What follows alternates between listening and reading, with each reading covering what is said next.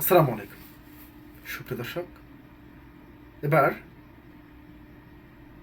জামাত ইসলামের আমির ডক্টর শফিকুর রহমানের x handle, যেটিকে আগে টুইটার হিসেবে পরিচিত, সেই এক্স হ্যান্ডেল হ্যাক করা হয়েছে এবং হ্যাক করার পর সেই এক্স হ্যান্ডেল থেকে জামাত ইসলামের নারীর নেতৃত্বের বিরুদ্ধে বিভিন্ন ধরনের নোংরা ভাষায় ইউজ করে বিভিন্ন পোস্ট করা হয়েছে। প্রিয় দর্শক,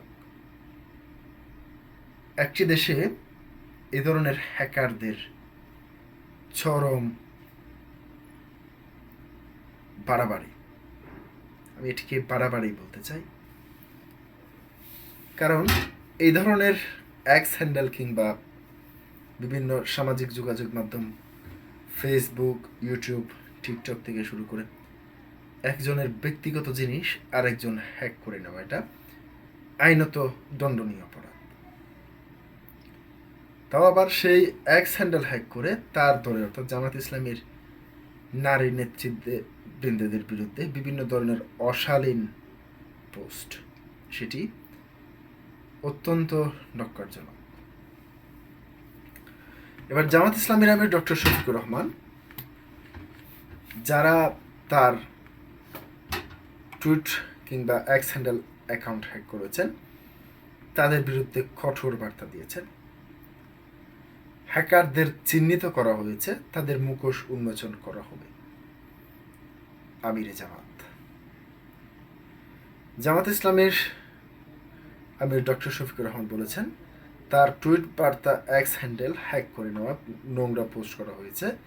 কারা এই কাজ করেছে তাদের চিহ্নিত করা হয়েছে। জাতির সামনে এসব অপকর্মকারীদের মুখোশ উন্মোচন করা হবে। রোববার 1 ফেব্রুয়ারি সন্ধ্যায় ঢাকা 15 আসনে একটি নির্বাচনী পথসভায় তিনি এসব কথা বলেন।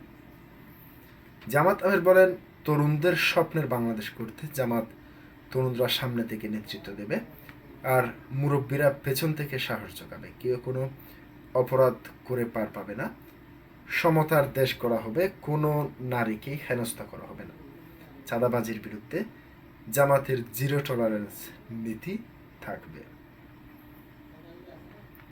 তিনি আরও বলেন, একদল লোক ফ্যামিলি কার্ড দেওয়ার কথা বলছে, তাদের হাতে দেশ নিরাপদ নয়।